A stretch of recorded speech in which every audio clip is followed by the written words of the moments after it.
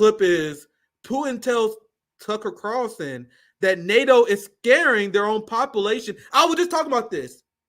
This is why this interview is so important, because they've been lying about Russian intention from the beginning, and they do it every day in the most malicious way possible, saying that if we don't stop Russia and Ukraine, they're going to take over Europe.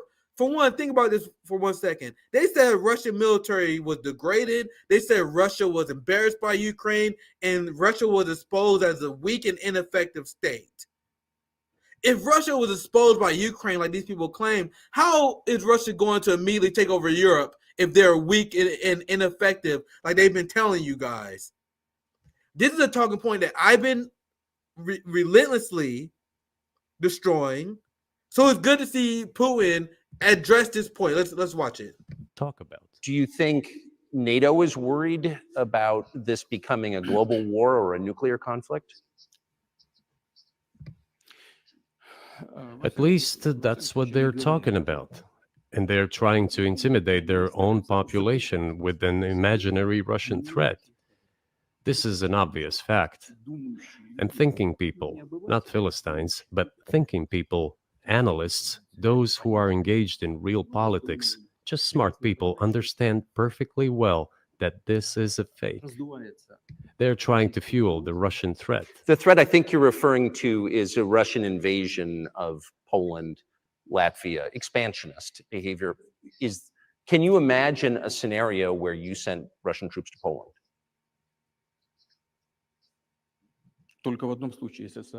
Only in one case, if Poland attacks Russia. Why? So we already knew this, fam, but isn't that a giant news story? Shouldn't we see that on the front page of New York Times and Washington Post? That should be on the front page of every single newspaper and that should be the segment of every corporate news channel that told you the exact opposite. He said the only way he will ever expand his war if they are attacked first. This is in direct contradiction to everything they've been telling us about Putin and Russia's intent. Like when you listen to Rachel Maddow and MSNBC, you guys have no idea how many of these segments I watch. I do Propaganda Report. We watch these streams together, but I watch way more in order to prepare those streams, fam. Like you have Rachel Maddow on every single MSNBC commentary say as a fact that Russia is about to take over the rest of Europe if they're not stopped in Ukraine. Now, in fact, actually, let me say it like this. It's not only in the MSNBC and corporate media. You have senators that say this. You have people in our government that says this. So that's even worse than corporate media. You just had Chuck Schumer, as we showed you on our show, that told people that we don't send more money to Ukraine and start Russia. They're going to take over Europe, and then we're going to send over United States troops to fight Russia in Europe. People have no idea. People had no idea how much our media in our country lies to us every day. Guys, I have apolitical people in my family who never care about politics, who like check me out every once in a while because like, what's this nigga Nick up to? This nigga Nick talking about politics. This nigga Nick don't know anything. What fucking Nick to talk about? So they watch my streams and then they hit me up later and like, bro, I can't believe this shit that Biden says. I can't believe this.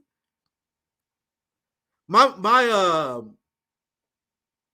mom saw the hotspot I did where I was explaining how the West, the United States and the UK pulled the Ukrainian peace deal off the table. My mom had no idea. That was like the only time my mom ever called me after a stream like, wait, they pulled the peace deal in Ukraine? Never happened before.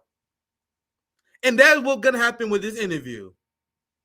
With this interview, for the first time, you're going to see people who are not subscribed to RBN, who are not subscribed to the Gray Zone, who do not follow Black Agenda Report, and all our friends who are hearing Putin talk about this war for the first time. I cannot emphasize how big this is for completely destroying the imperialist narrative.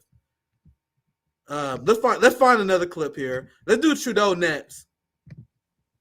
I need to get some drink. Oh shit! Actually, before this is we're gonna watch this one first because I want to keep it on NATO. Yeah. Let's watch these two clips first before we get to Trudeau because it stays on the topic of NATO. Once again, one of the most substantive interviews that you can find is happening right now between Tucker Carlson and Putin. Now, I have no idea how he got Putin to agree to stay with him so long. Let's see if I can find this other tweet before I get to this video. Yeah, this is what before I get to the video, this is what Aaron Mate said. Yeah, no, we friends with the Gray Zone here. And I still can't wait to see all the reactions from this. Here's Aaron Mate. The Putin-Tucker Carlson interview has extensive discussion on issues that the United States media across the spectrum has ignored and whitewashed. The United States building missile systems near Russia. These are all the things that Aaron Mate is listing here. The 2014 U.S.-backed Maidan coup, the U.S. blocking the Minsk Accords, the U.S.-UK blocking the April 2022 peace deal. So this is the point I was making earlier. I saw Aaron make this here. This interview is incredible. Not because this is the first time Putin has said this stuff. I told you guys, I've seen many Putin interviews. He says this stuff all the time. This interview is big because we're never going to see a Putin interview that is going to reach as many people as it's about to. Because this is just day one. This is the night of the release. This is going to spread, fam. Putin just dropped a Cat Williams on Tucker Carlson. You guys know how Cat Williams set the mood at the beginning of the year by calling out all the frauds in black comedy. That's what Putin did. Putin just pulled a Cat Williams today.